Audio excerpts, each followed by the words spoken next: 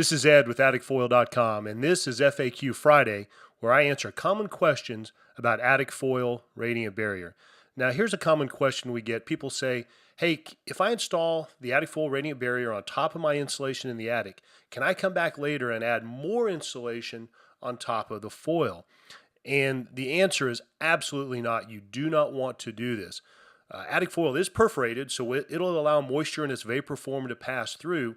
But when you put insulation on top of the foil, basically you're blocking all those perforations and you're creating a vapor barrier. So if you get warm, moist air from the house, especially an older home that's kind of leaky, that warm, moist air comes through, it cannot get through the foil anymore because all those perforations are blocked. The second thing that happens is the top side airspace is eliminated, and you've also covered that reflective surface that's reflecting all the heat.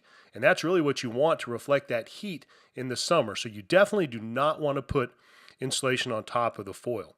So here's what I'd suggest. Either one, if you've already done it and you want to add more insulation, it's super strong and durable. Just pull it up, put more insulation in, and then come back with the AtticFoil on top.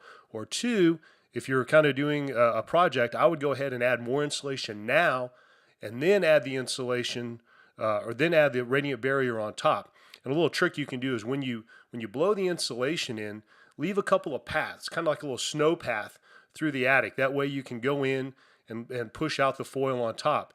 And as you back out, take a dustpan or something and just fill in those paths to make a nice level layer of attic insulation. So hope that answers your question on whether or not you can add more insulation on top of the foil. If you have any other questions, give us a call or visit the website, or send us an email at AtticFoil.com.